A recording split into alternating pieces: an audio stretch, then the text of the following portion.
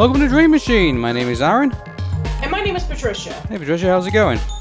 I'm doing good. I guess we're a little bit overdue for this discussion, huh? Yeah, we've been far overdue for this discussion, and so let's just explain to everybody kind of what's going on. So, we've been trying to get this done for a while, but the big problem is that we work very hard jobs pretty much, and so Patricia's over at uni, and I do my work as well, and so it's been kind of hard to kind of find time to kind of do this episode. So so we do apologize in advance about not being putting this off for so long. But and by the way, even though this is coming up on the Arrow Meta Show podcast feed, it doesn't mean I'm back yet. I mean I'm still on hiatus until January, so this is kind of like a one-off special that I said we'd be doing throughout the up until December. So for those of you who do not know, Dream Machine is the show that me and Patricia do, where we review a DreamWorks film, and we've been doing it all the way from the first DreamWorks animated film, which was, I believe, The Prince of Egypt, was it? I can't remember. And it was Anne's, actually, so Anne's was first. And we went all the way up to this particular film that we're going to talk about today. So, Patricia, are we ready to talk about the Yeti in the room? Yes, I am ready. Let's do this. Okay, then here we go. So finally, we come to Abominable. It is a computer-animated film written and directed by animation veteran Jill Colton and co-directed by DreamWorks employee Todd Wilderman. It was released on the 27th of September of 2019 in the USA, and I have to say, I guess to begin with, just as an overall, actually, before we even get into the movie, for those of you who do not know, me and Patricia actually both saw this movie in theaters, and also we kind of got some similar trailers as well, so maybe it might be worth kind of touching on them before we get to the feature presentations. So, some of the common trailers that we got, so the first one was Onward, which is obviously a Pixar film, so, obviously still promoting the original trailer that came out on YouTube, and so, nothing more to kind of suggest what more else is going to kind of happen on here. It's going to still be kind of like this fantasy world which is kind of gone into modern times, and there seems to be kind of like this one character who still believes that everything is kind of like either a quest or an adventure or things like that, whilst our other character, who's going to be kind of reminds me of Linguini from Ratatouille, he's kind of more just kind of like going with the flow, pretty much. So right. Yeah, so not much else to kind of report on, really. It's still the same. You can still watch it on YouTube, you can still watch it on Twitter, so that trailer's still out there, but they're still repeating it in cinemas, which is kind of weird because we're not going to be seeing it until next year, I believe. So that's right, yeah. And not only that, but Soul is going to be coming out next year as well. Yeah. I don't know about Soul because, we don't really have an idea of what that's going to be yet, but why do I get the feeling it's going to be like around kind of like soul and jazz music? That could be a possibility because, when we first heard about the concept of soul, we thought it was going to be like, it's going to be like Inside Out, but that could also be a possibility, like soul as in like music, so absolutely. Yeah, maybe it probably will be, so, but anyway, that's still going to be coming soon. The next trailer that me and Patricia got in common was Frozen 2, and so that kind of showed off a bit more. Obviously I hadn't watched kind of like the last trailer before. Obviously we get the release next month, I believe. Frozen 2 is due for. There was a trailer that came out like about a month ago that revealed some more insights into the plot, but it was just the original trailer that we saw since last year. Yeah. So actually, I got the newer trailer, I believe, which is the one that's where the troll kind of rock people are kind of saying, once we believed that Elsa was too powerful, but now we don't know if she's going to be powerful enough for this new adventure, and so they have to go up to the north to take care of things over there, and so it'll be interesting to see where we go. But for those of you who do not know who've listened to the Arrow Meta Show, I did make a very bold prediction that I thought that this was going to do better than The Lion King. But we're close to release, and I just feel like the buzz just isn't there at the minute. I feel like, obviously we're a bit away from the actual, obviously release of Frozen 2, but I don't know now. I just feel like it's not. I just don't feel like it's in the air anymore. I just feel like maybe this isn't going to do as good as I think we're going to do. Maybe it's probably going to do it, basically kind of maybe do like maybe 4 or 5 times its budget, maybe. Not actually kind of like break $1 billion, I think. Well, I just want to let you know that I have a prediction that Frozen 2 is going to be like one of the biggest hits of the year because 2019 has been a weak weak year for animation. Yeah, but hasn't The Lion King also broken $1 billion as well? Yeah, but I mean that's kind of hard to say because it's like a live action remake, even though people say, "Oh, but it's animated with CGI, so that counts." And not to account for, but also we had Aladdin, and then we had Dumbo. So it's like, yeah, Well, I it's mean, really hard to I say. mean, the thing about this, I don't think. Well, The Lion King, all the characters were all CGI. I thought, Right, like, right. so So it is whether considered it's to be like a animated movie, and it's the one that's made over $1 billion. I think at this point, if we're not counting inflation, it has surpassed the '94 Lion King movie. I mean, like, 'cause, if we're going to talk about Aladdin, we're going to talk about Dumbo. I mean, I hate to make this comparison, but it kind of reminds me more kind of like Song of the South, where like it was a kind of a mixture of like live action and animation. Right, So right. it's like, it kind of fits into that kind of category, really. Minus the racism, but Right. yeah, but so for me, I mean, right now, I think if we had to be honest about, the whole animation scene at the minute, I think we could technically say that The Lion King is probably going to be like the most, even though it's probably not technically, fully animated, it's going to be probably like in regards to kind of like where what was needed to kind of put the movie together. I would say that The Lion King's probably going to be like the most successful Disney film at least. Isn't So. that sad, by the way, that the movie that a lot of people regarded as like one of the worst live action Disney movies because it was just a copy paste of the original, and it's the one that made the most money this year? Yeah, I mean, it'll just be it'll basically just be a testament of time of how 2019 kind of panned out for everybody. Kind of like, it's like, hey, we had all these. I mean, you keep in mind, I mean, there was Toy Story 4 as well, wasn't there? But Yeah, Toy Story 4 as well.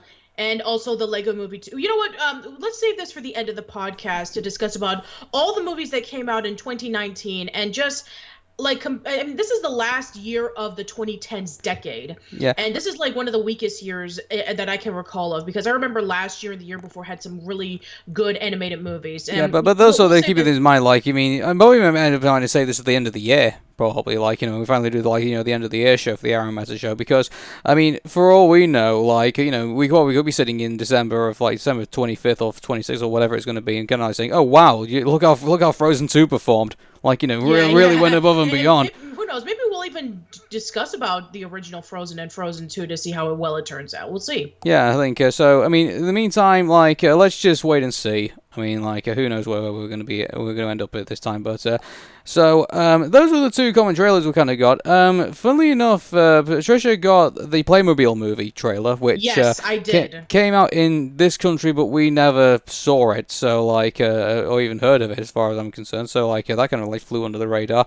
And Yeah, also, it's interesting because I saw the date and you were asking me about like, oh, there's a Playmobil movie. When's that coming out? It's like, oh, it already came out for you guys in August, and in France it already came out even before then. And you were like, what? Because for us in America, it's coming out in December. yeah, it's really strange, like, because as far as we're concerned, like, we thought it already kind of like somewhat happened, I guess. So it's like, very strange for me and very strange for Patricia. I'm just going to turn you up, Patricia, just a little bit because I think you're a little bit quiet. I think in a minute, but Okay, hold on. I don't know if you. Oh, hang on a second. That was perfect. Just Okay. getting you there. Cool. Okay. Yeah, Sorry. let's just cut that out. Okay. Sorry about that, everybody. We're still basically. I'm recording this from the Let's Play room because I'm lazy. So yeah. You have to apologize, everybody, for the Yeah, that's fine. technical difficulties that we've got for the minute. But, Like that tends to happen a lot here. well, hopefully by next year that'll all be ironed out. So Yeah, like, hopefully. just because you don't see anything in the front of the house doesn't mean nothing's happening at the back of the house. Okay, so it's like True. all the junk's in the trunk, So. Oh wow! You had to put it in that way, huh?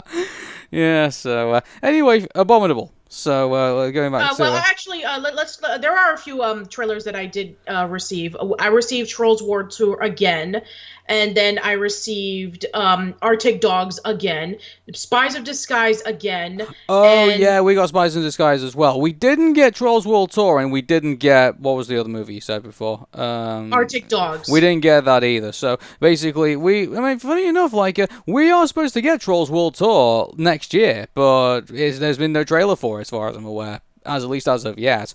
So I mean, like they're playing it up online, but they're not playing it in cinemas at the minute here in the UK.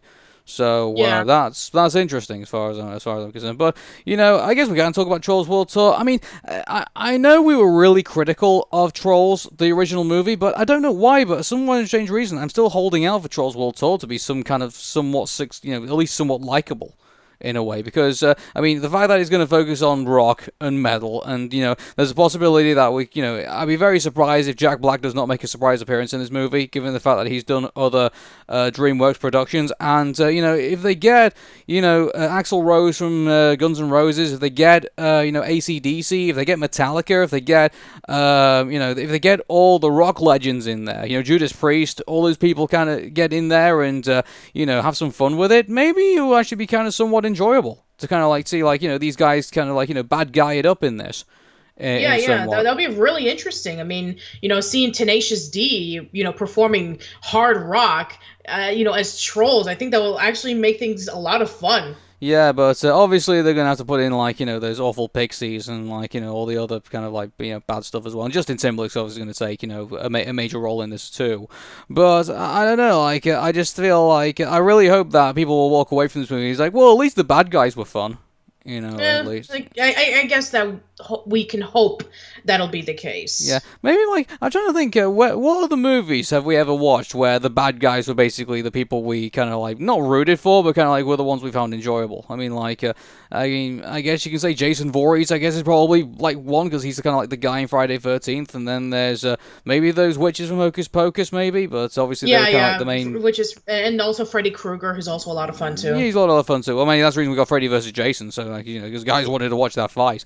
But so I mean, maybe there are movies out there where the bad guys are the most. Oh, Maleficent from Sleeping Beauty. Everyone likes her, Maleficent. I mean, if we were to count for every Disney movie, Cruella de Vil and Jafar and Scar and Frollo and all those people. I mean, it's pretty much a given to a lot of people. How many people do you say oh hey, I really want to see Frodo in his own movie? There's a reason why people like Maleficent. There's a reason why people like Cruella de Vil.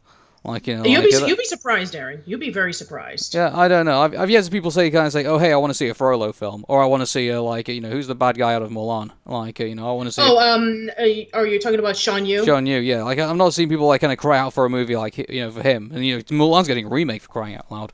But, that is true, yeah. Yeah, so I mean, again, that's the reason why I hope out for Trolls World Tour. I just hope there's going to be really cool villains. There's going to be really cool villains in it because rock and roll is evil and wants to take over the world. And when I say that, I hope that if they ever do this concept again, they would choose something other than rock and roll to be the villain. Because how many times have we seen this? Maybe it's going to be dubstep next. No, it's going to be the Insane Clown Posse. That's going to be the directed DVD sequel, actually. So, or maybe it's going to be. It's original, sure. But anyway, so Trolls World Tour. I mean, I know some people are going to be very skeptical about it, but I don't know why. I just feel like there's kind of this weirdness inside me that kind of holds out. Maybe there might be something good about this. This concept maybe. So, but it's one thing I will say is kind of confusing, because when you have a concept where rock and roll wants to take over the world, it's kind of what is this aimed at boomers? It's but that's just me. And so then there was another. Oh yeah, there was the Pigeon movie. Spies in Disguise. Spies in Disguise. So I mean, yeah, I don't think there's going to be much enjoyment out of this. I think it's just going to be basically. No, it's not. I mean, I think this. I'm not sure if this is either the last Blue Sky Studios movie before the buyout or the first one. I'll have to double check, but yeah, this does not look promising. I mean, we have Will Smith and Tom Holland, and it's essentially a spy turning into a pigeon. It looks dumb. I think it's going to be worse than Hancock. I think it's kind of it's not going to be as bad as After Earth, and it's not going to be as bad as Wild Wild West, but I think it's going to be kind of in between those, kind of that, where in the Will Smith kind of garbage bin of movies. It's kind of it's going to be slightly better than those movies, but it's not going to be kind of it's going to be underneath Hancock. Man, 2019 was a bad year for Will Smith. First the Aladdin remake, then Gemini Man, which pretty much nobody watched, and now this. Do you know what the worst part about this? Everyone rewarded him for his bad behavior. Aladdin is now his highest grossing film. He says, stop awarding bad behavior of Will Smith. Like, I don't know with you people. I swear. Yeah, I mean, this is the same disappointment that I feel, that knowing that the Lion King remake is the one that's going to be the highest grossing animated movie this year. Yeah, it's like we were all bad behavior in this Yeah, in the wait, cinema wait, going I public. hope 2020 and throughout the rest of the decade is going to be better. I really hope so too, but who knows? Anything else we need to cover with the trailers before we get into the feature presentation?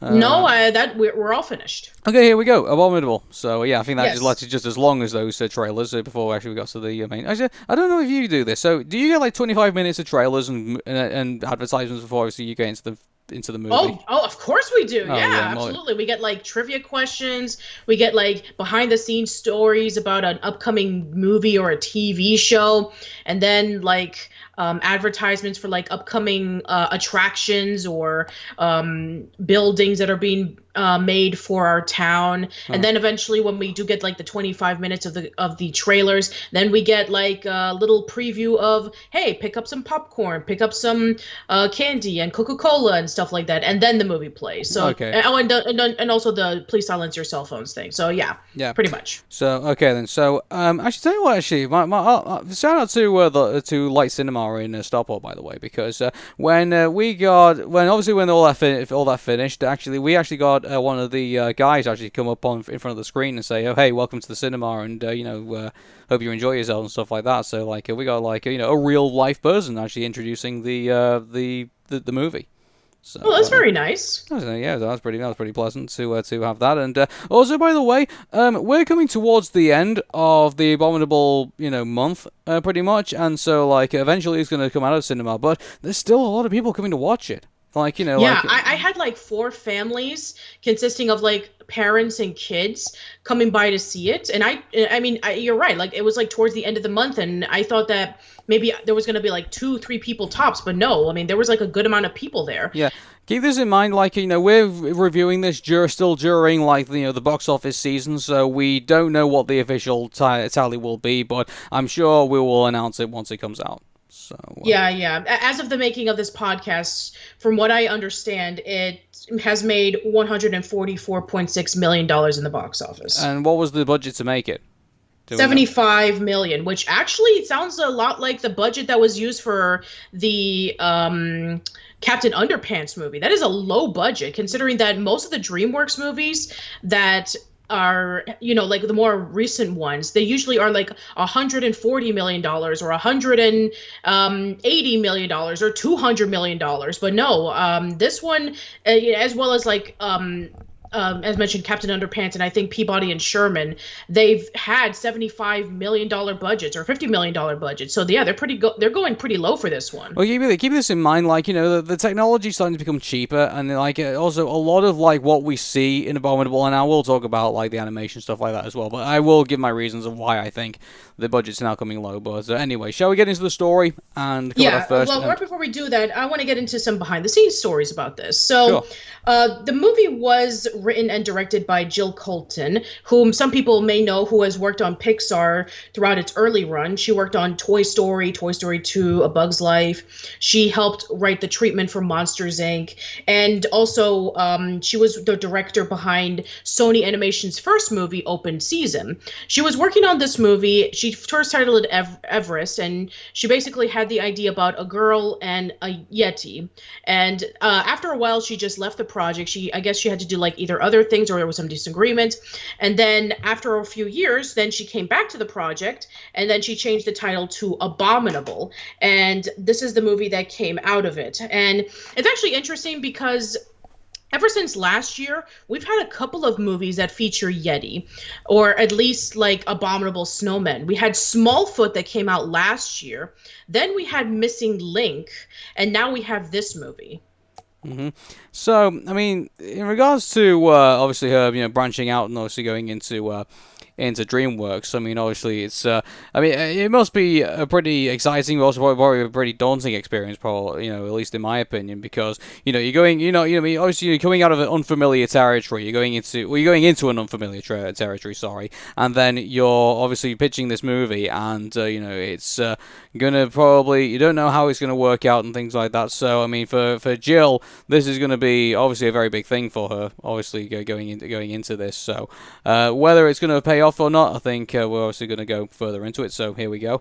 So the plot goes around the city of China, and a yeti escapes from this facility. And I'm gonna be honest with you, I really thought at the very beginning, I looked at this and thought, oh my god, we're getting a Doom Eternal parody here. Like, it's gonna be like the Yeti walking through and like everyone's kind of like moving away because he's gonna come and go do something cool. But no, we're in view in first person of the Yeti going through the facility, and so he gets to the point where he gets to the electric fence, and then all of a sudden we see the supernatural powers of the Yeti and what he can do, and he goes flying over the fence and smashes through it, and then obviously escapes into the city, which I assume is a city in China, but I don't think we actually said where it was. Yeah, it is a city in China. I believe it's Shanghai. Okay, because here's the thing about this, and so I'll accept it's based in China, but I don't know why. I just feel like, you look at the movie and you see that it's a nice, vibrant community. And here's the thing about this, and I'm sure a lot of people in China are probably going to give me a load of shit over this by me saying this, but I'm just going to go out with it because that's how I feel about it. Does it feel like China in this situation is a little bit over-romanticized? A little bit. Because it almost kind of reminds me of San Tokyo from Big Hero 6. Yeah, he's like, it feels like, I don't know, like, it kind of feels like a more Western interpretation of what they what people think of China. I don't know, like, because I would be interested to see what people from China actually would have made of this movie. In a way. I mean, don't forget that in addition to DreamWorks animating it, Pearl Studio, which is DreamWorks China, as it was originally called, also worked on this movie, and they were the ones who did Kung Fu Panda 3. Right. So maybe there is some like Chinese influence, like maybe parts of Shanghai does look like this, like the buildings and the community and all that stuff. So maybe it is a possibility that there are parts of China that does look like that. It probably is, yeah. And I'm not saying that there isn't, but you hear all the negative things that are happening in China right now. The Hong Kong protests, what's happening to the Uyghur Muslims in the in the west of the country. It just, I don't know why. It's like watching this movie, knowing all of that's still going on. It kind of made me feel a bit uncomfortable. It almost felt like propaganda in a way. Like, that's fair. Yeah, because I really don't. I think it's a bit unfair to compare it to this, but do you know? Remember Squirrel and Hedgehog? That North Korean kind of like cartoon. Like that's I forgot about that movie. That ultra violent thing. And then you can see that they're kind of pushing in, like, oh hey, this is a wonderful utopia, and like the animals need to protect it, and they have lots of food and things like that. When in North Korea, we know that's not the reality. Like, it's like, and in a way, I kind of feel like I watched this movie, and like, that might be some people's interpretation, or it might be some people's experience in China, but, given that we watch the news and we know what's going on in certain areas, we know that's not everybody's experience right now. Mm-hmm. Like, and so it feels a bit plastic when you look at it, but that's just moving away from all that. Like, we look at, obviously this is a place in China where obviously this Yeti is obviously escaped, and so obviously we're introduced to Yi, who obviously voids a mother and a grandmother. And works really hard, and the reason for doing so is because, it's explained later in the movie that she's trying to obviously get over her father's death, and so it's she basically kind of works to kind of like not, obviously to kind of move her away from kind of grieving, which is a real thing for some people, because when I've heard stories of people who have lost their mothers or fathers or both parents and things like that, and the only way they can kind of get away from or at least take their mind off the grief is basically to kind of distract themselves as much as possible. And exactly, so, yeah. I think that I've heard a lot of articles, interviews, and read articles online about how people cope with grief by constantly working. If they work and if they focus on other things, then they can be able to push off all of the stress and all of the tragedies that are going on at home. So they just look for work, and then they have goals that they can be able to accomplish so that they can be able to feel better about themselves to overcompensate the fact that they're suffering. Yeah, and so, I mean, I give points for obviously trying to cover this subject, but to me, it almost feels kind of like, I mean, obviously for kids, obviously they're going to learn something from kind of like the experience we go with our main protagonist, but, I mean, for me, like, I caught on pretty quickly that this is basically what's going on in this, and so it was given that I could predict that was kind of what's going on. It's kind of took my enjoyment a little bit away from the movie because I knew that's kind of what the direction that the character was kind of going in. Because obviously, you know, you and I, Patricia, have watched DreamWorks films pretty much the entire time, and so they've kind of like they sort of have a bit of a formula of like, here's this character. This is kind of like they're laying out what's going on with this character, and you can kind of see where they're going. You know, yeah, and Pixar, you know, sometimes does this as well, but at least it's clever enough to not let you know of everything that's going on, and it reveals bit by bit on what the plot and the drama is. And then eventually, when it's just the right moment, that's when you feel the most impact. Like with Inside Out, for example. Yeah, but it didn't feel all that much Pixar-y, kind of like in that way. If anything, that kind of like, it kind of reminded me of that Dwayne Johnson film, San Andreas. You know, the one where he's trying to rescue everyone from the earthquake, and he's running around trying to like, you know, and he only punches one guy, which is really disappointing for a Dwayne Johnson movie. But, I mean, in regards to that, I remember there was also this story arc about him and his wife getting over the death of their daughter, and like the fact that they've never talked it through, and towards like, you know, the end of the second act they finally, you know, have that conversation, and that's kind of feel like how this kind of played out. It played out the same way as San Andreas, and you know, that was one of the reasons, that's one of the things that kind of took away my enjoyment of that particular movies, because you know that tension is there, and you know they're gonna have to talk it out, and eventually that they will do, and then they'll go off and save the day. You know, and that's kind of what happened in this. You know, Yi, you know, obviously talks out with one of the other characters. Like, is it Peng? I think it is. Yeah, it's Peng. Yeah, cool. Talks it out with Peng about how she feels about her father, and obviously that's after, you know, the violin gets smashed. You know, the one that she cherishes, and obviously gets repaired. Oh wait, it's Jin. Jin. Oh, Jin. Sorry, yeah. Peng's the basketball kid, isn't it? You know what? I'm probably going to be saying this a couple of times throughout the discussion of this episode of Dream Machine, but this movie, very similar to how when we saw Turbo, it gave us Ratatouille vibes. This movie gave me Up vibes. Really? Yes, think about it. So we essentially have a plot where an old man has been chasing around this creature for so long because he was ostracized and ridiculed by all of his peers. And he worked so hard throughout his entire life so he can be able to capture this creature and prove it to everyone that he did all this. And he has this massive collection of everything that he captured, of all these rare and exotic species that he's collected over the years. And then we have a little, you know, chubby kid who's like really optimistic, and he's not really good at much of anything, but yet at the same time he's just so cheerful about things that it almost makes you want to puke rainbows. And then you have like this, you know, magical and beautiful world in the jungle that they travel around into. It reminded me of Up.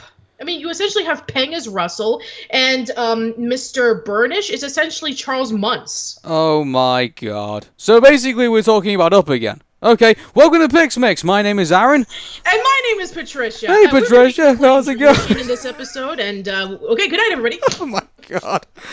So basically, we're nearly talking about the same movie again, pretty much, but obviously with some obvious differences in this. Obviously. And some obvious differences in this, yeah. But I don't know, like, we can't really say that the old guy is the same as Charles Muntz, because obviously we find out later on, obviously there's a kind of, I don't know, like, there's kind of a bit of a flip between who the bad guy is in this, and I don't know if this is clever or not, to be quite honest with you, because obviously you have Dr. Zara kind of like, you know, faking that she's a British, kind of like, you know, and he said she's some kind of like that wasn't actually established in this. Like, what was her motivation for, like, you know, killing the I the have yeti. no idea. Like seriously, I don't even have a clue on why this person decided to switch sides for between like a good British woman alongside with this little rare mouse on her shoulder and saying like, "Oh, but Mr. Burnish, we need to protect this you need to protect the exotic creatures because we need to let everybody know that they exist and all that stuff." And then all of a sudden she gets rid of the accent in the mouse and she's like, we're gonna capture this yeti, dead or alive, most likely dead. We're gonna, turn on Mr. Burnish behind his back. It's like, where did this come from? Yeah, Is this supposed to be like a clever Mayor twist, yeah. Waybell from Zootopia, in which she starts off really nicely, but then she does a complete 180, and then she decides to become the ruler just so that she can be able to kick off the predators and become the leaders of the prey, saying like, hey, we're the good ones. I have no idea. Yeah, it just felt unnatural to me. Like all of a sudden they just kind of like throw that in there, and all of a sudden like the guy we believed was supposed to be the bad guy is all of a sudden like he is just kind of like I think they kind of made him out to kind of like say, oh, well, he's been so sheltered his entire life, and he's been like he's been in the city and he's been trying to prove that this yeti is out there, and so he's becoming old and bitter and things like that. And then finally when he goes out into the open, he's kind of like out of his shell. A little bit. You know what? I think this is DreamWorks' attempt of, trying to subvert the bad guy, because Disney has done it for the past 10 years. They did it for Frozen. They did it for Zootopia. And they were like, hey, that's a good idea, kind of like trick the audience and thinking that, oh, this person is the bad guy. But no, all of a sudden, this person is the bad guy. So let's do that, even though that they kind of did it like 10 years too late. Oh my god. So basically, if Zootopia was the virtual boy, Abominable is the R-Zone. Basically, that's it. I think that's a bit of a cruel analogy to basically put on this, but it just didn't feel. It didn't really. It wasn't all that. It was just kind of weird more than it was impactful. It's kind of like, oh my god, okay, we're going this right now. I would have accepted like the old guy being being the massive villain in all of this. He's an intimidating little bastard. Pretty much. Yeah. He's like, that, I would have accepted that more than, this really weird twist. It's like, I was expecting, like, the Dr. Zara to, like, kind of, like, be, like, finally she'll turn on him and, like, try and help out the kids, to rescue the Yeti and maybe, like, go into business for herself, like, right afterwards. For all I know, it's like, Dr. Zara, like, all of a sudden, like, oh, hey, I'll capture this, this thing's there. Like, what, are you suddenly working for Umbrella Corporation? You want to turn into, like, a giant zombie or something? It's like, come on. I was probably expecting that, maybe, given the such a weird twist. Like, I just kind of, like, open my brain. I don't know, like, I don't like things that kind of, like, maybe pry my brain open a little bit and kind of, like, think, like, oh, even the most stupidest thing now can probably be possible. Like, I like to think there's some kind of expectation of some kind of expectation containment within my movie.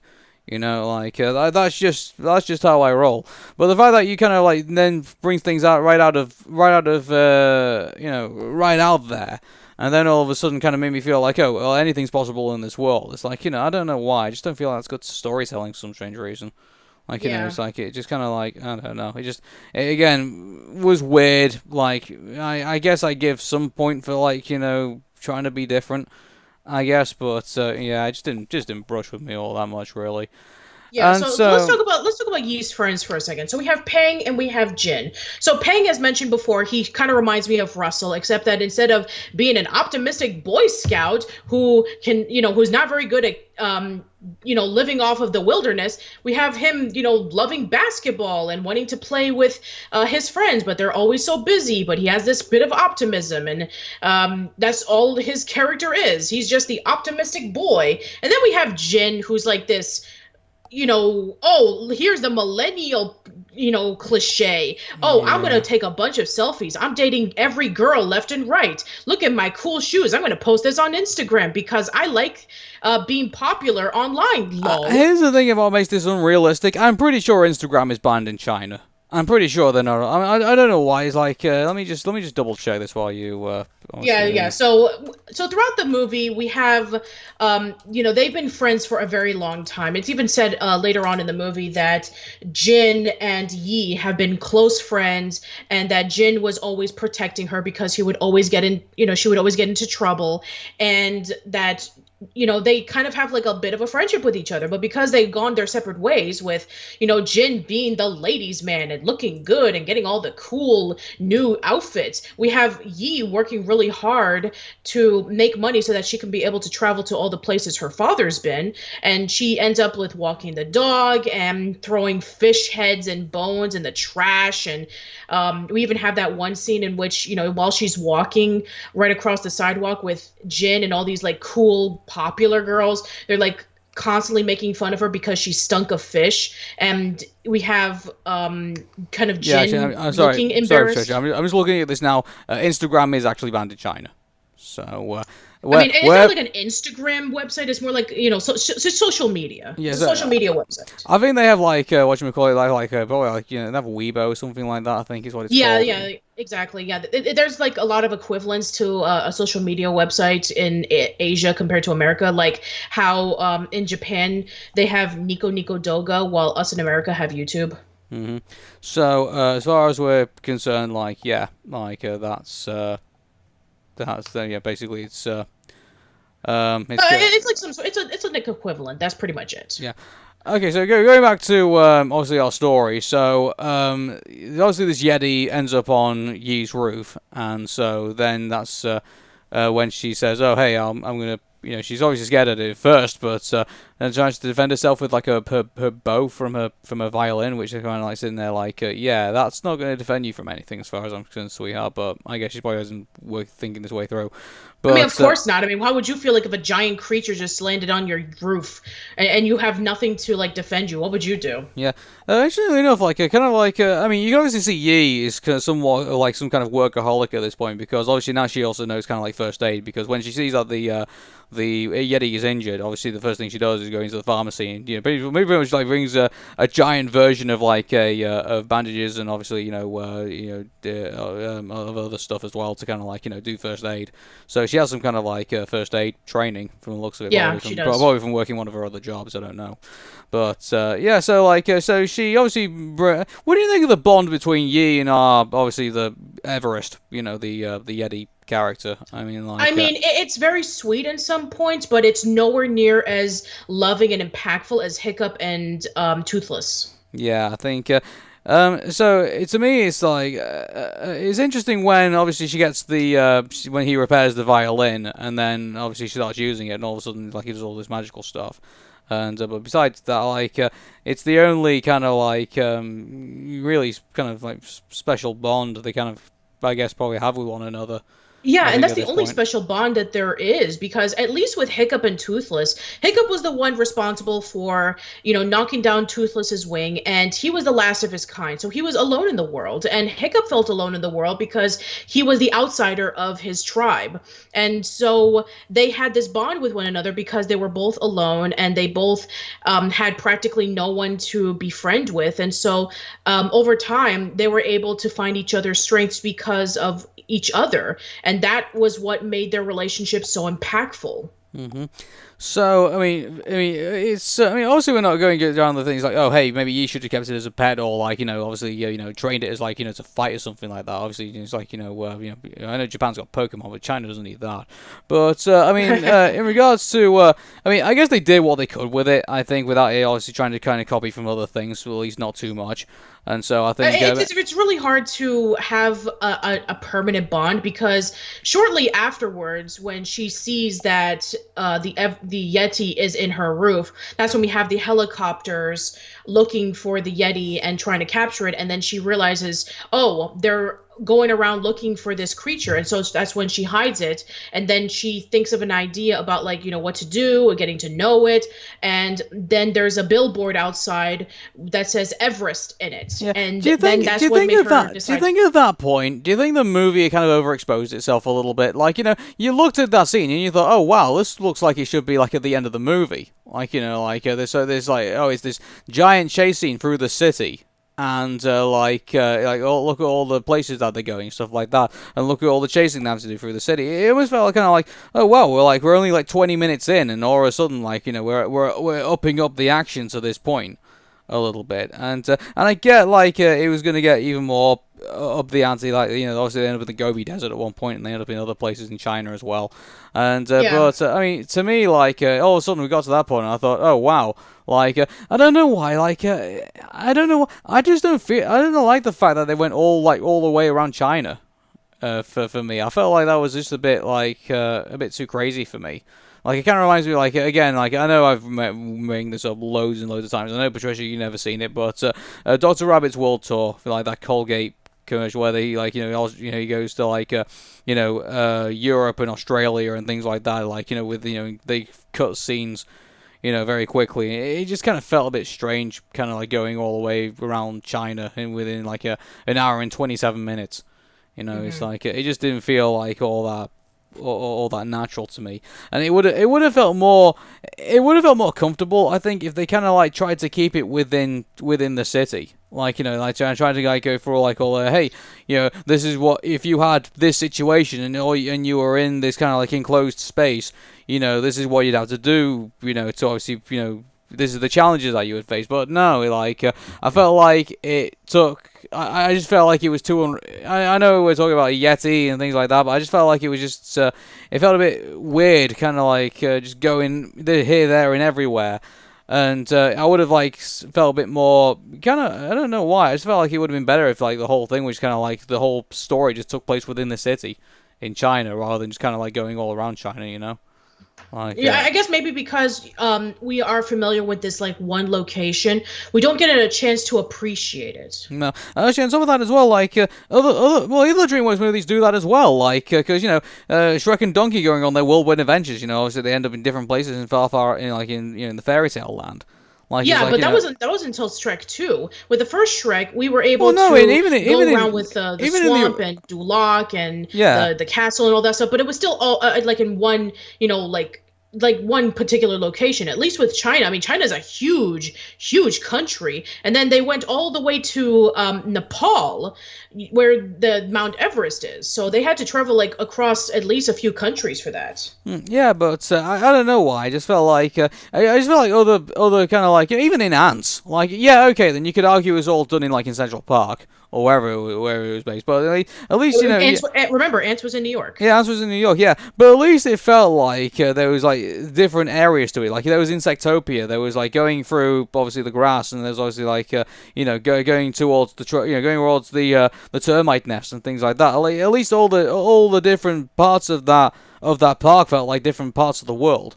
It just kind of felt like, given the fact that we've been through DreamMachine so many times, and we've kind of been through a lot of these other stories, it just kind of felt like another kind of buddies going on an adventure, kind of going down different places. This felt like a story we'd already seen before. I mean, that's one of the critiques that I did see when this movie came out, that they just felt it was just too safe, and it just felt really samey compared to the stuff that DreamWorks has done before. Yeah, I would have liked it if they just kind of contained it within the city, because the city seemed big enough to have a massive adventure in it, to me. Yeah. And when you saw how when the Yeti went into the city, you saw how big it was. It was kind of oh wow, what crazy adventures are they gonna have in here? And by the time we got to 25 minutes, we were already out of it. It kind of felt really? There's not more you could have done? I don't know. All right, well, let's continue. So she discovers that this creature is originally from Mount Everest, and so she decides to call him Everest. I guess that's a little clever tie-in to not only the fact that that is where the creature is from, but also that was the original title of the movie. It was called Everest before it was changed to Abominable. And so then she decides to, find a way to take Everest over to the Himalayas and then eventually to Mount Everest. And then she has to do it really quickly, because that's when the helicopters and the police force and all of the people from the institution are looking for the Yeti and trying to capture it and bring it back. And then she comes up with this idea about hey, maybe we should find a way to take you back. And then there's this huge chasing that's going on where he grabs her and they run around all over the city, and then they ended up in the docks and then finally she tells him to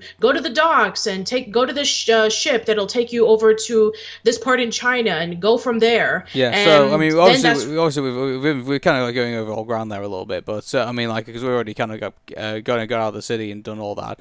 But I mean, the fact that obviously they go into this, and then we find out they have like this kind of weird thing for soda all of a sudden, like, and the soda joke, yeah. Like Peng was mentioning about like, oh, we don't drink soda in my house, and then he starts drinking it, and then he goes like incredibly wild. It kind of reminds me of that scene in Foster's Home for Imaginary Friends, in which Mac is told by his mom to not eat chocolate, and so when he starts eating it, he goes like completely wild and out of control, and he even loses his clothes at the end of the episode. So like, I mean, sure, there's been other things where people are like, drank. Well, mind you, there was that thing in whatchamacallit, in what was that thing with we had RJ and had that squirrel in it. What's it called? The cheese. Over puffs, the right? over the hedge, yeah. Like there was all that stuff as well, puffs. yeah, all the cheese puffs. But I mean, so yeah, a lot of that felt kind of a bit borrowed from all of that too. And then we got this really weird scene where Everest decides to use his magic to make these huge blueberries, and I don't know why he grew them to the degree that he grew them to, but that was never really fully explained. I mean, obviously they said that. I mean, I'm trying to think, when did they say that he was a kid? I mean, that was. I think it was like during that scene, like after they're done cleaning themselves up and they settle in for the night, and then they were saying like, oh, maybe he's a child, because they were seeing Peng acting really crazy, and then we saw Everest acting the same way, and then Yi was like, oh, maybe he's a kid, maybe he's very similar to Peng's age, and then Jin was like, are you crazy? This thing is gigantic, it can't be. And then that's when he starts like acting a little bit off, and then that's when Yi said, yeah, he's a kid. So, obviously we have that crazy scene, and obviously they fall. But obviously, there's the thing about this. I don't like this thing where, you have kids, like, who go on these adventures, and then they just kind of, like, when it gets to night, they just kind of, like, fall asleep on the floor, or something like that. It's like, does none of them ever thought, like, like, bringing a tent, or bringing, like, a sleeping bag, or anything like that? I mean, to be quite honest, I mean, like, it was very last minute. Like, we saw Yi, like, taking, Everest over to the docks, and then then she was like, maybe I should go with him, and then she runs by, and then she jumps off, and then the boys actually join them at the very last minute, so they had no idea that they were going to be doing this either. Yeah, like, like, wouldn't you think, like, when they've got there, like, they would say, oh, hey, maybe we should pack some camping, maybe we should go find a store that has, like, camping gear and stuff like that. And like maybe that could even be like one of the stops is like but like the the UAC or whatever. I mean, what? This corporation that's chasing after this yeti, I'm just gonna call them like every other corporation that I can't remember who that. It's called Burnish, was it called Burnish Industries, something like that? Yeah. Yeah, I think that's what it was called. Yeah. So a Kaiva Corp basically is chasing after them, and so obviously that could be one of the places where they could have stopped by the store and like said, oh hey, we hear some kids purchase some camping gear here. Where did they go? And like that could have been one of the scenes, and like they could have been like, oh hey, but that's just me. So then. Eventually we get, I mean, obviously it's not the first scene that we get, but obviously we get some of the scenes where she plays a violin, and I gotta be honest with you, everybody, but is it just me, or did the violin scenes didn't feel all that natural when you heard them? Because I could, in the theater, when I was listening to it, I could kind of like hear like the reverberations of like the, of the room, like they played the violin in, and it kind of like, like in Fantastic Mr. Fox, for example, like they when they recorded all the voice acting scenes, they actually recorded it in like the places that sounded like what they would be like if they were in the tree or if they're out in the country and things like that. That's exactly what they did. Yeah, because most of the places that they went to, they went outside to do most of their recording. Like, I mean, most of the places they did was like at a farm because they wanted to capture the authenticity of the audio. Exactly. Like, I mean, you couldn't do the same thing. I mean, that's groundbreaking. You couldn't do exactly the same thing here. here, like, you couldn't have had somebody, like, playing the violin, like, in front of, like, either, like, a stone statue or things like that, just kind of, like, make it kind of feel all that thing. To me, like, when the violin scenes, they were, I mean, okay, but you can kind of, like, hear, like, the recording studio, like, the wall reverberations, kind of, like, in there, if you listen very closely. So, in a way, it kind of felt it took away a little bit from the natural fact that you thought you saw, oh, hey, it's someone playing a violin outside. Or someone playing on a rooftop. You can kind of, like, it didn't feel all that natural. Whether they didn't have a chance to, like, record it again, I don't know, and they only had, like, only a couple of takes they could work with, then fine. And maybe they could only get, like, the violinist to kind of play in a particular theater or, like, in a particular place. I don't know. But, I don't know, like, it didn't feel all that natural to me when I was listening to it. And it kind of took me a bit out of the scene. A little bit. And, that's fair enough. Maybe I'm being overly critical. Maybe some people did get something out of it, but for me, like, it didn't sound all that great, to be honest with you. So, like, but I can understand where they were trying to go with it, to be honest. Right. So.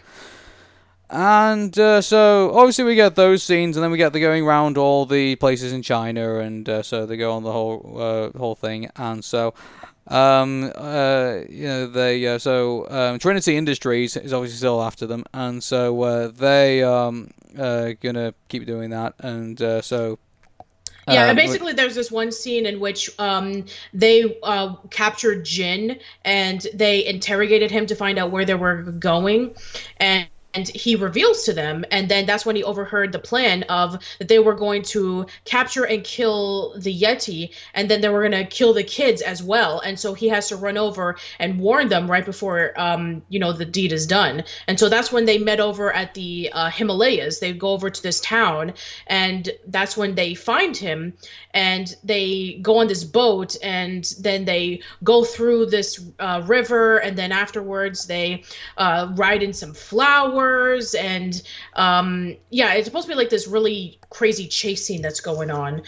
We even have that little scene in which when they have the giant truck turn into a boat while they were chasing after them. And it kind of reminded me a little bit of the Convy from The Wild Thornberrys. And also that's when, we saw Jin in a few scenes where, his shoes are getting even more dirty, where he sells his cell phone so that he can be able to get the rope, the boat. And also we have that scene once again with him and Yi trying to connect with one another, especially when the violin breaks. And so there is a bit of character building that is going on, where the friendship is getting even closer the closer they get over to Mount Everest. And we even have this really nice scene over at the Yellow River, where the koi fish is jumping upstream, where it's supposed to be a representation about, like, people who are going through problems are going through high obstacles so that they can be able to accomplish their goal, which is true, by the way. That is a legend in China, where you have the koi fish who goes in through many obstacles and jumps up the highest waterfall and then transforms into a dragon, where they got the inspiration for Magikarp and Gyarados in Pokemon. Yeah. Well, let's just hope this movie isn't a fish out of water, but let's... You saw that coming, come on. Nah, okay, fine. Yeah, okay, so we get those scenes, and then obviously we get to the point where they get to the bridge, which is obviously going to take them over to Everest. And that, like, obviously it was going to be, they're going to get into the middle of the bridge, and then they're going to get captured or something like that. I knew something like that was going to happen. And then they get to the point where, obviously, Dr. Zara, darts darts Burnish, and then obviously takes control of everything, and obviously gets the... that. And then obviously there's the darker side where, obviously we knew she was going to kill the kids at some point, and so I guess her shoving Yi off the side of the bridge isn't too surprising, I guess, but it's I don't know. I guess I kind of expected that. I would have liked to. Here's the thing about this. I would have liked it where if they kind of kept that a bit quiet, and then I think the shock of Dr. Zara throwing or at least pushing Yi off the bridge would have been somewhat more shocking, I guess. Yeah. But I don't know. Maybe the censor board probably told them to say, hey, you can't do that or something like that. I don't know. That's true. I can see why you say they played this too safe, because they kind of announced kind of some of the stuff that was going to happen long before it was gonna happen. So like it was again, Yeah, like again, they already showed it already. Like if they would have revealed it, like oh, in the last minute where maybe we have a scene in which when Jin was overhearing Dr. Zara talking to her main henchman, saying like, what are we gonna do with these kids? And then she'll be like, oh, here's what we're gonna do, and then maybe he tries to escape and then he gets caught, or maybe when after he leaves, that's when they reveal, oh, so what are we gonna do with these kids? And then she'll say, I'll think of a way, and then it cuts off into another scene. Yeah, maybe they should have gone in that thing. I don't know, but Yeah. obviously the rest of the kids get captured, and we think Yi's. Well, obviously Yi's not going to be dead, but you know what? I was thinking it was going to be like, Yi would like get knocked off the bridge, and then she would like maybe like find like the other Yetis maybe, and they're going to save him, and then obviously then they're going to like mount this kind of big rescue to kind of get the get Everest back maybe, but no, she Right. somehow grabs onto a rope, even though we never see any rope underneath her. So like, and also on top of that as well, she looks like she teleports like from like one side of like from like the end of the bridge to the middle of the bridge somehow. Like how the hell does that happen? Like I have no idea. There's a continuity error there, at least. Or there's like a scene missing from that bit at least. So like, I really want to see how on earth she ended up from one side of the bridge all the way to the middle. I have no idea. But so she grabs a violin, plays a tune, obviously rakes up the Yeti, and then he breaks out. And so that's somewhat I wasn't expecting too much. But yeah, it was. I don't know how she learned to do that though. That's another thing as well. I mean, I guess maybe like throughout the early part of the movie where she finds out when the violin is magical when she plays it, she kind of like uses a connection between her and Everest where she played the violin, and then when Everest wakes up, he heard the violin, and so he decides to give her some power, and that's how she was able to do it. Yeah. So obviously that's not going to stop Datadyne as they decide to get they get all the squad ready to try and get her out, but and then she obviously reverses the car and tries to run over the Yeti, and then does so, but she ends up causing an avalanche, and then she gets shoved off, and somehow everyone else does not get shoved off either, which is kind of strange. And then the Everest seems to survive and in a comical way, but I don't know. It's kind of hard to kind of like, I don't know why. Like to this point in the movie, like it felt. I don't know why. It just kind of felt like a lot. I was also kind of like engaging with like I was looking around in the theater at the audience as well. I mean, towards like the beginning of the final third and the ending of the second act. Didn't you get a feeling that some people were kind of like getting a bit bored of the movie? I think so, yeah. Yeah, because like some of the kids were already like kind of like wandering around the cinema. Actually, I tell you what. Actually, I forgot to mention this. I mean, this kind of sounds a bit sad, but during the scene where Yi is kind of like spilling out about how she misses how depressed she is without her dad, one family during that scene went home. Really? Yeah. Like, it's, which is kind of sad in a way because, like, some people will interpret that as, like, saying, oh, no, we shouldn't kind of, like, tell these stories in these films because people don't want to see that. And it's kind of like, no, when you tell it really badly, like the way that Abominable has done, then, of course, nobody's going to be interested in this. They're only going to be interested in, like, the main story of, like, getting the cute little Everest thing home. Yeah, and this thing can be pulled off well. I saw The Secret World of Arrietty in theaters, and to be fair, it's one of the more quieter and subdued Miyazaki films from Studio Ghibli, and it was based off of The Borrowers. But I remember the scene in which when the characters were wandering around, sneaking out late at night to get the items that they need for the evening, and they saw the world, into their perspective, which is like really tiny, and like simple everyday items were gigantic, and the kids were like in awe and in amazement because they thought it was really creative and clever. And to be fair, like those kind of movies, Ghibli films, are very slow and quiet, but they're so magical, and it pulls you into the atmosphere, into the scenery, that people can get invested in. Yeah. So if they were able to get invested in that, and not in Abominable, that is a shame. I know, it's like that was kind of sad for me, because kind of like, yeah, they had done so much to kind of like, make it go so stale like in the middle of the film that I mean, obviously with also me kind of like bring it. I don't know. There was just a massive disconnect with the screen and everyone else in the theater at that point, and they kind of like sort of brought it back with like the final third for obvious reasons, obviously, because it's an action-packed bit, which everyone's Right. going to pay attention to. But I mean, like they just felt like there was times where there was just you just couldn't connect with it anymore. And then when we finally got to the bit where Everest finally got home and got to the top of Everest and things like that, and which is kind of weird because like when they went on that scene where they were flying on those like sky koi fish. Like, okay, they got all the way up there and mission accomplished and stuff like that, but how the fuck did they get down?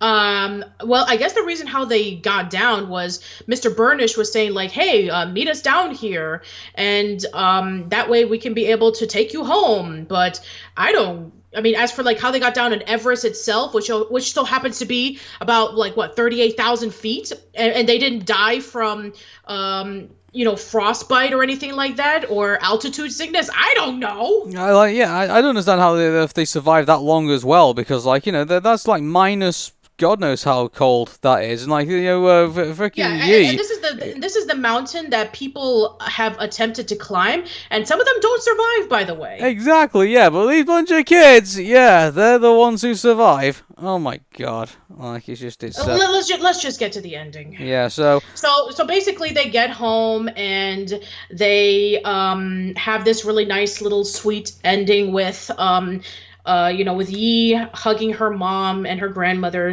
saying that she misses them, and that they're gonna get together, and that they should have an appreciation for one another. Yeah, and what? At that point, I was expecting them to kind of like copy what was going on Inside Out, like she was gonna have like this massive breakdown about her dad and stuff like that. And I was expecting that. I was gonna like, oh come on, Riley did this 150% better. Like I was expecting that, but thankfully they didn't do it, and so it kind of just ends with a family dinner, pretty much, and so with what is it, Nai? Is it that Nai having the supposedly last laugh with like, oh, I'm being serious about whatever it was, and like it just kind of goes up in the air and to the sky, and that's about it, Da-da-da-da-da-da. But yeah, right. Yeah, just so don't get me wrong, there are some things to like about Abominable, but I just feel like, yeah, like Patricia says, some things it just plays far too safe, and like some of the twists in this just aren't that great, really. Like I would compare it to Ice Age, to be quite honest with you, about how it's very it's very similar to a lot of Disney movies that we discussed about throughout this episode. There's Up, there's Frozen, there's Zootopia. I see Princess and the Frog, where you have the girl who's constantly working hard so she can accomplish a goal and saving money and doesn't have time to be with friends and family.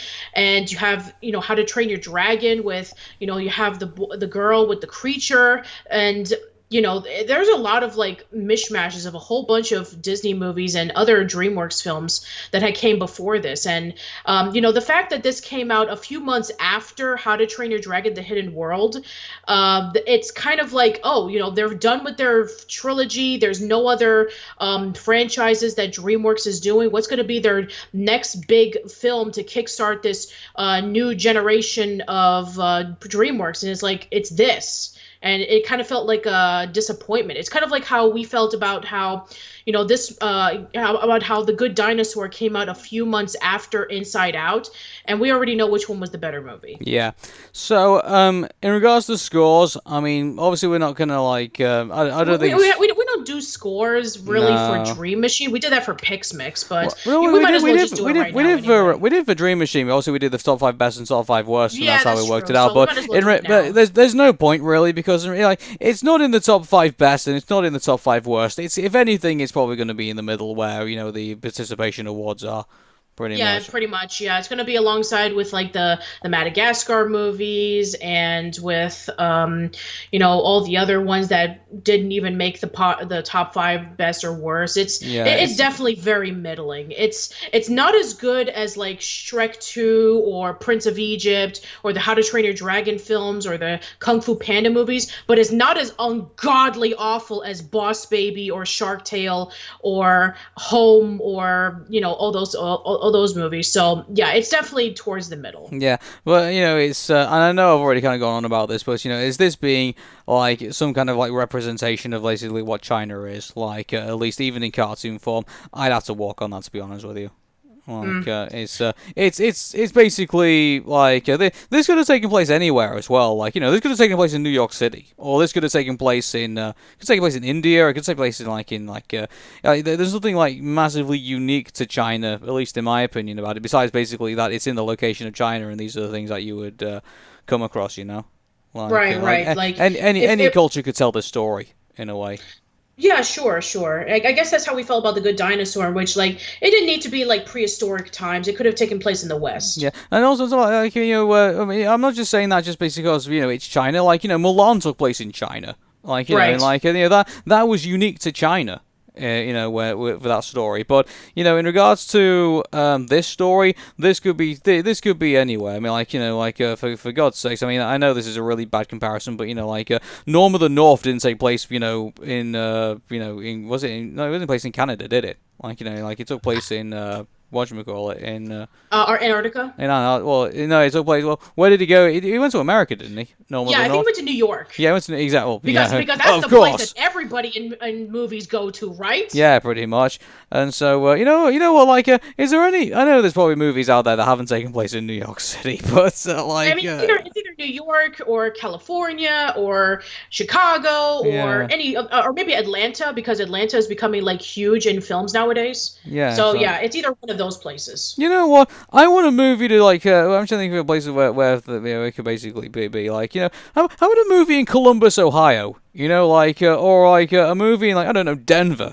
Can't you put your movie somewhere else? Like, I challenge the movie industry to kind of like, go to some unknown place where, there's some kind of like, really unique culture or something like that, Yeah, that would be nice to see. Yeah, like, it's, this ant lives in Paris, Texas or something like that. I don't know. Paris, Texas. Yeah, yeah. Is there a Paris in Texas? Yes, there is a Paris in Texas. Okay, then I was right on that. So, like, yeah. It's like, and he thinks he's actually in Paris, France. Like, shenanigans ensue. Yeah. But, yeah. So, yeah, that's our thoughts on Abominable. And while it's not, it's, well, it's not terrible, it's not great either. It's like, yeah. I guess we can say that for, like, all the movies that came out this year. Mm-hmm. So, I mean, it's, so what have we got coming next to DreamMachine?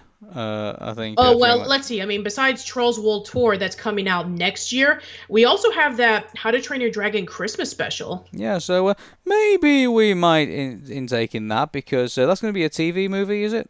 Yes, it is. It is, okay, so we'll let you guys know, if we get a chance to do it, then we'll let you guys know about it, so cool. Yeah, so out of all the movies that came out in 2019, I think this is the one that people are going to probably forget about, because, I mean, it's not horrible, but it's not going to be anywhere as good as, like, Toy Story 4 or How to Train Your Dragon The Hidden World. Yeah. I think that Frozen 2, when it comes out, I think it's going to blow Abominable right out of the water. Probably will do, yeah.